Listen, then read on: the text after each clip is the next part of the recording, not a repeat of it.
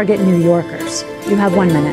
President Trump will target whomever is the next mayor of the city. President Trump even targeted his, in many ways, accomplice, Mayor Eric Adams, who has collaborated with the Trump administration at almost every opportunity. And still, in the midst of that collaboration, we saw Rama Duaji.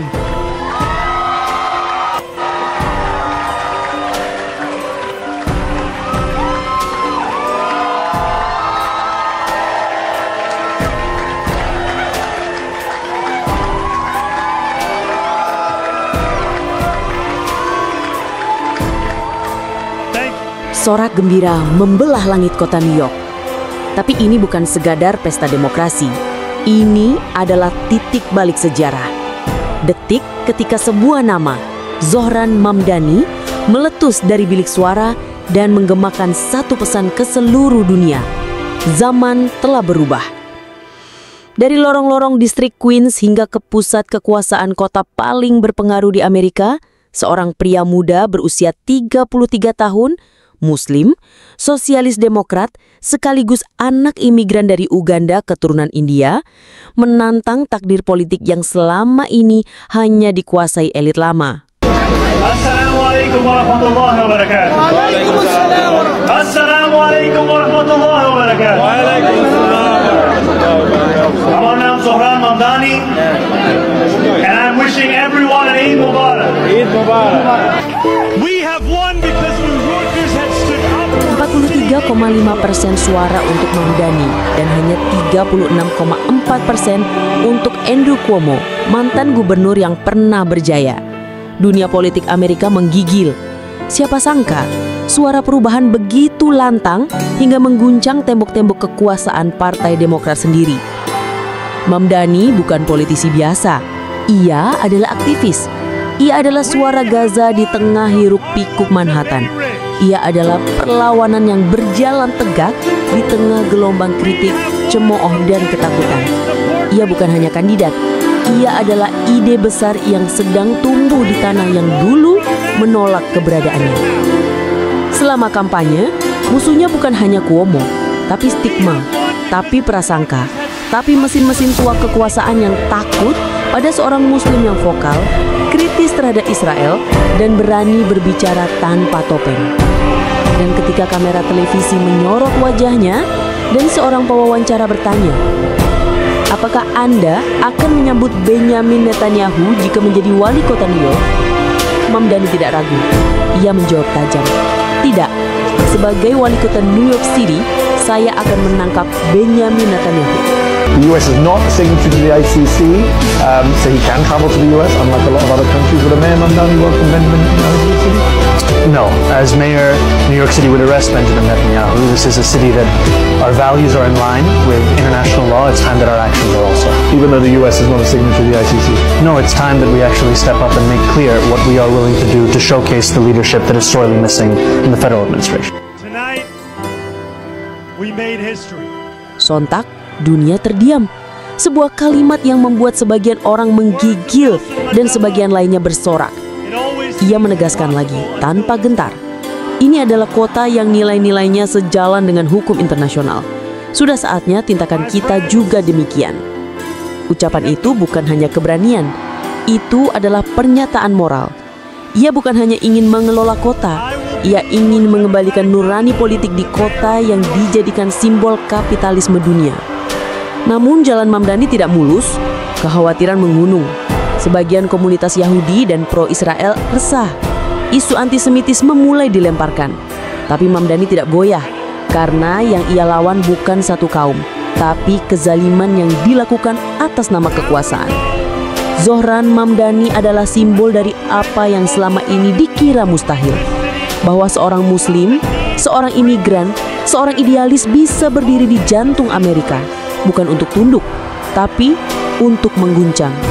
Dan kini dunia menyaksikan apakah langkahnya akan benar-benar menuju balai kota New York di bulan November atau akan dihentikan oleh konspirasi dan ketakutan lama yang tak kunjung hilang. Satu hal yang pasti, sejarah baru telah dicetak dan nama Zohran Mamdani sudah tertulis tebal di lembar pertamanya. Who did exactly that. Together we have shown the power of the politics of the future. One of partnership and of sincerity.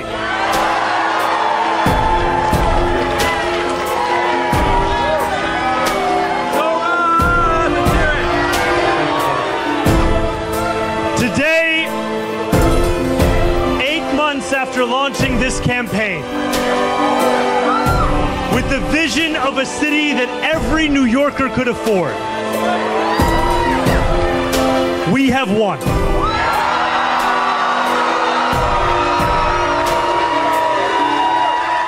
We have won from Harlem to Bay Ridge. We have won from Jackson Heights to Port Richmond. We have won from Maspeth to Chinatown.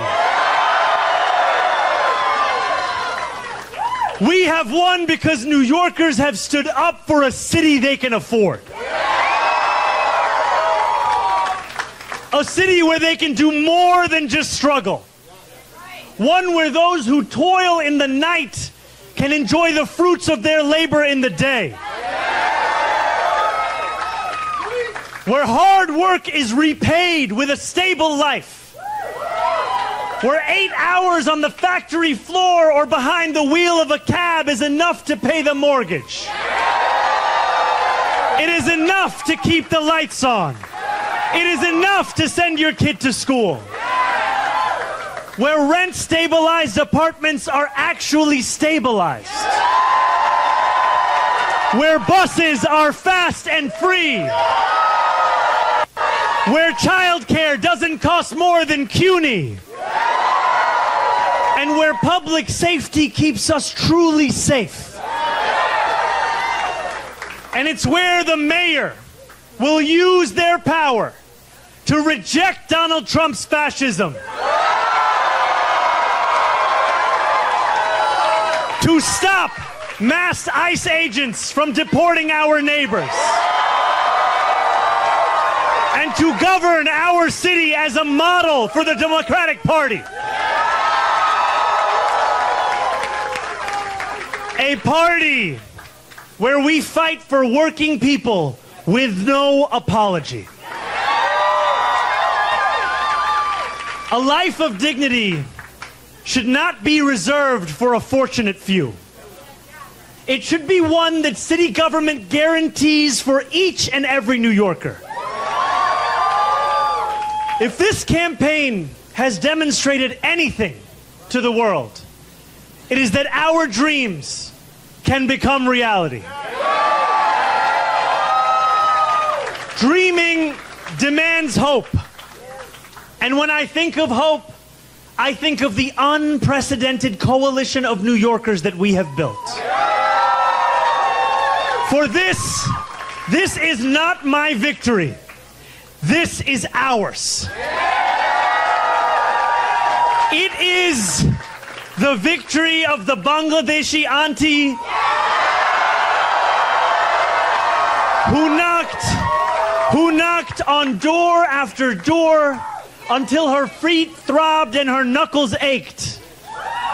It is the victory of the 18-year-old who voted in their first ever election. And it is the victory of the Gambian uncle who finally saw himself and his struggle in a campaign for the city that he calls home. Dreaming demands solidarity. And when I look out at this room and out onto the midnight skyline, that is what I see. Canvas launches that continued in the pouring rain. Children who called parents. Strangers who care about those they will never meet. A New York that believes in each other and in itself. This is solidarity, and it defines our victory. And above all, dreaming demands work. Last Friday night, As the sun began to drop in the sky, I set off on a 13-mile walk from the northernmost tip of Manhattan to the base of the island. We began in Inwood, where music played and neighbors set out dominoes on the sidewalk. It was 7 p.m. The weekend had arrived. For most people, the time for work was over. But this is New York, where the work never ends. Waiters carried plates on 181st Street. Conductors drove the subways that rattled high above 125th. And world-class musicians tuned instruments as we passed Lincoln Square. By the time we made it downtown, a crowd marched behind us, a living embodiment of the energy and purpose that defines this campaign. Still, long past midnight, New York worked. Garbage trucks weaved through empty streets. Fishmongers carried in tomorrow's wares. And when we finally arrived at the Battery at 2:20 a.m. in the morning, the workers who run the Staten Island Ferry were on the job too. Just as they are every hour of the day, every day of the week. Each of these New Yorkers carried a dream with them that night as they labored. Just as each of us dreams of a New York that is more hopeful and affordable for all. And we have worked hard for our dream. This has been a historically contentious race. One that has filled our airwaves with millions in smears and slander. I hope now that this primary has come to an end, I can introduce myself once more.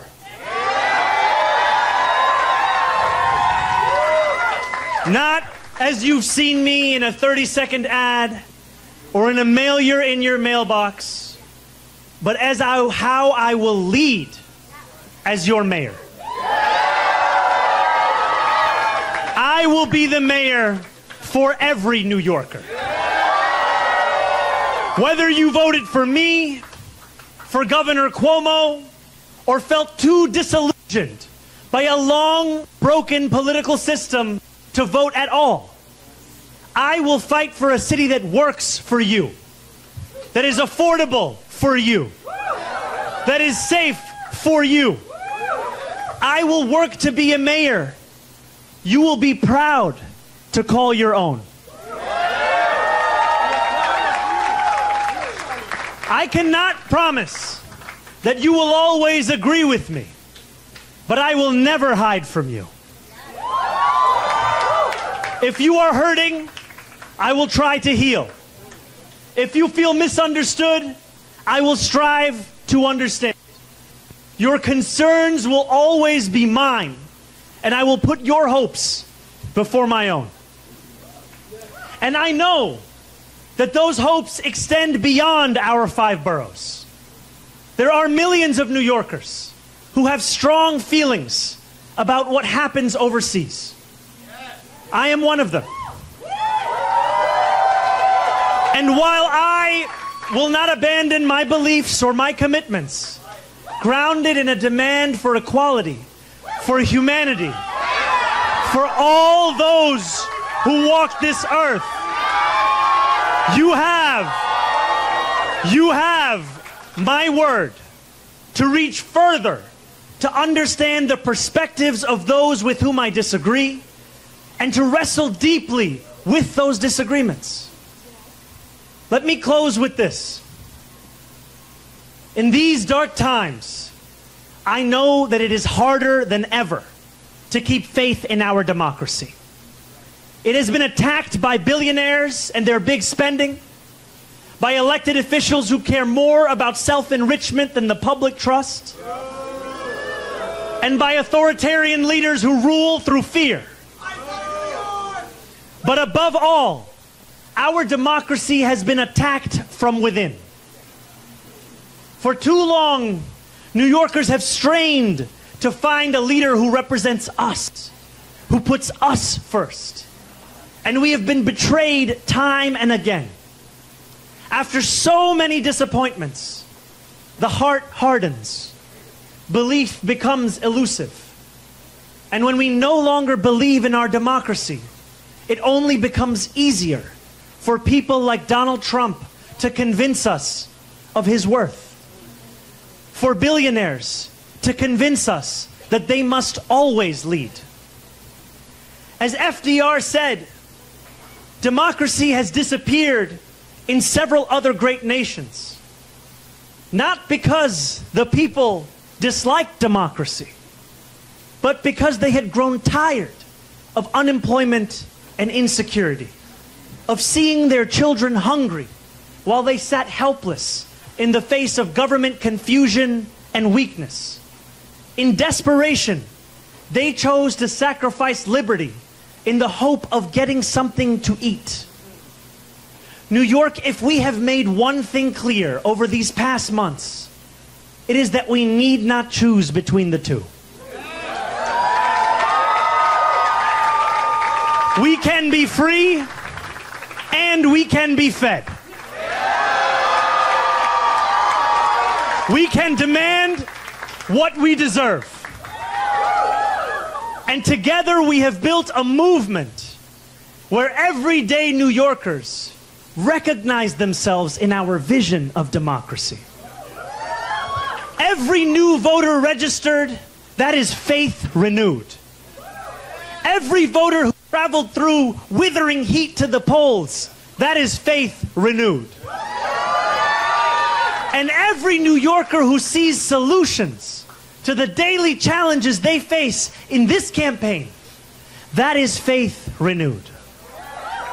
Together, New York, we have renewed our democracy.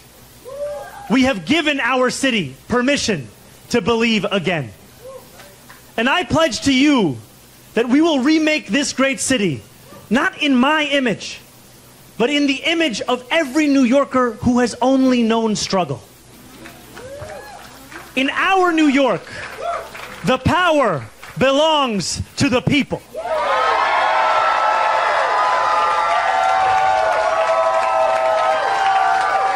And as I thank the people that are here with me today, and as I thank the incredible leaders who have long fought for those people, who are here across this crowd and across these 5 boroughs and standing next to me in the Attorney General of this state,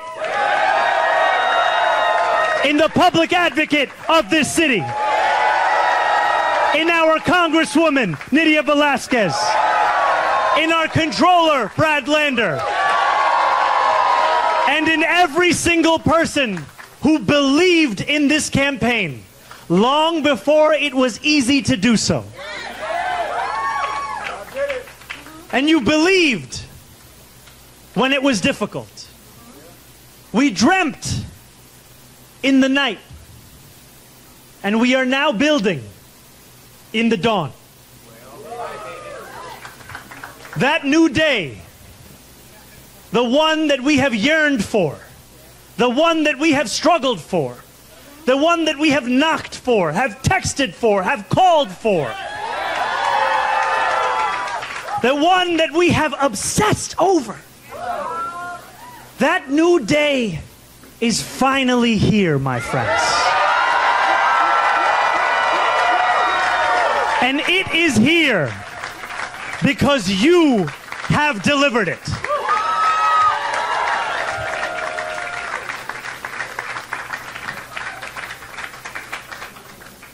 Thank you.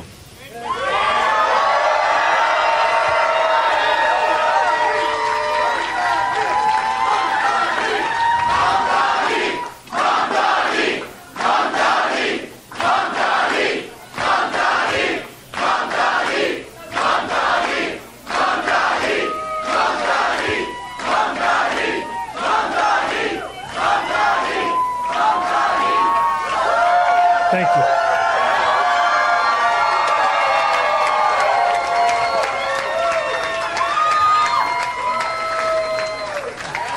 Thank you.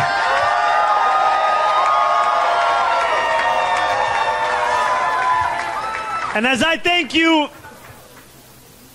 I must thank those who brought me into this world. I must thank my mother and my father.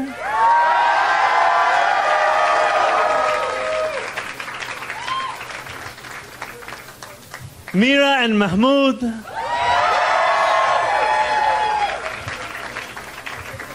And I must thank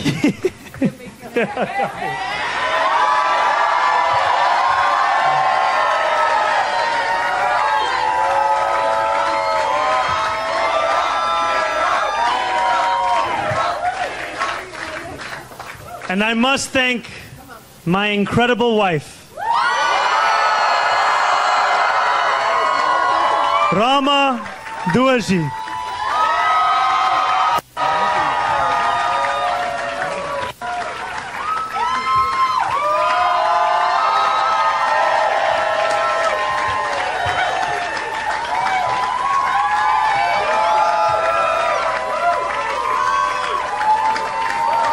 Thank you. Thank you so much.